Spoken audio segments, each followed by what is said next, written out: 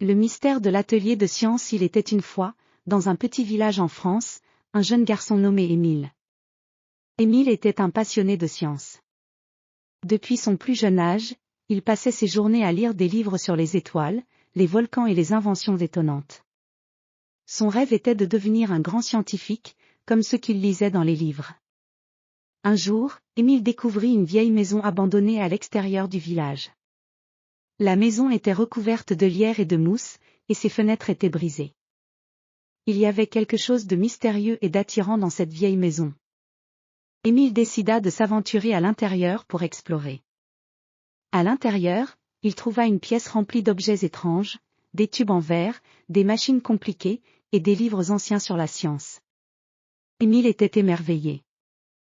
Il semblait que cette maison avait appartenu à un scientifique, un génie oublié dont les inventions avaient été cachées ici. Il commença à explorer les objets. Il trouva une grande table de travail avec des dessins et des schémas. Il y avait des notes éparpillées partout, avec des idées sur la façon de créer une machine pour voyager dans le temps. Émile était stupéfait. Il avait entendu parler de telles machines dans les contes de science-fiction, mais il ne croyait pas qu'elles pouvaient exister réellement. Émile passa plusieurs semaines à étudier les schémas et à assembler les pièces. Il était déterminé à comprendre comment la machine fonctionnait. Les jours passaient, et il devenait de plus en plus habile avec les outils et les composants. Sa maison était devenue un laboratoire rempli de fioles, de câbles et de pièces métalliques. Un soir, alors qu'il travaillait sur la machine, il reçut une visite inattendue. C'était un vieux monsieur, avec une barbe blanche et des lunettes rondes. Il se présenta comme Monsieur Dumas, un ancien collègue du scientifique dont la maison appartenait à Émile.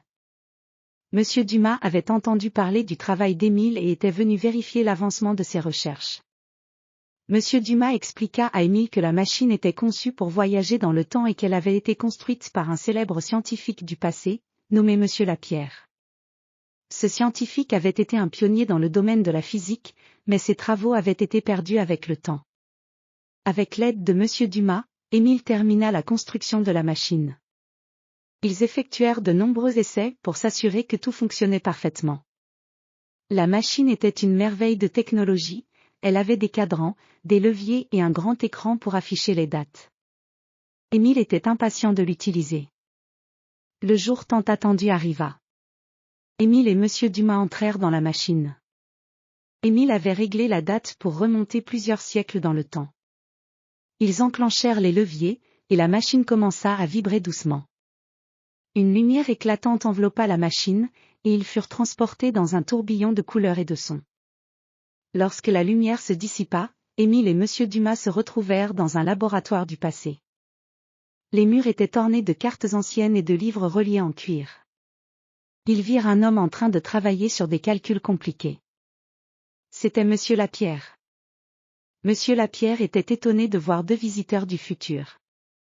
Émile et Monsieur Dumas lui expliquèrent comment ils avaient découvert ses travaux et comment ils avaient restauré sa machine. Monsieur Lapierre était ravi de voir que ses recherches avaient eu un impact si important. Il les invita à rester pour discuter de ses découvertes et partager ses connaissances. Émile passa des jours fascinants avec Monsieur Lapierre. Ils discutèrent de nombreuses théories scientifiques et réalisèrent des expériences ensemble. Émile apprit des choses incroyables sur la physique et la mécanique, des concepts qu'il n'avait jamais imaginés. Monsieur Lapierre était un professeur patient et sage, et il fut heureux de transmettre son savoir à quelqu'un d'aussi passionné qu'Émile. Finalement, il était temps pour Émile et Monsieur Dumas de retourner dans leur propre époque. Monsieur Lapierre leur offrit un précieux livre de ses recherches, en signe de gratitude pour leur visite. Émile et Monsieur Dumas retournèrent dans la machine, et après un nouveau tourbillon de lumière, ils se retrouvèrent dans le laboratoire de la maison abandonnée.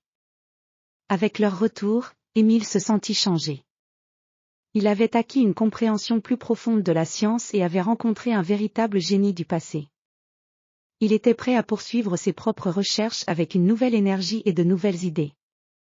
La vieille maison devint un lieu de recherche ouvert au public. Les habitants du village, fascinés par les histoires d'Émile et de Monsieur Lapierre, venaient admirer les inventions et les découvertes. Émile continua de partager ses connaissances avec les jeunes du village, les inspirant à poursuivre leurs rêves scientifiques. Le mystère de l'atelier de science était désormais résolu, mais les aventures d'Émile ne faisaient que commencer. Grâce à son voyage extraordinaire, il avait découvert que la science était une aventure sans fin, pleine de découvertes étonnantes et de possibilités infinies.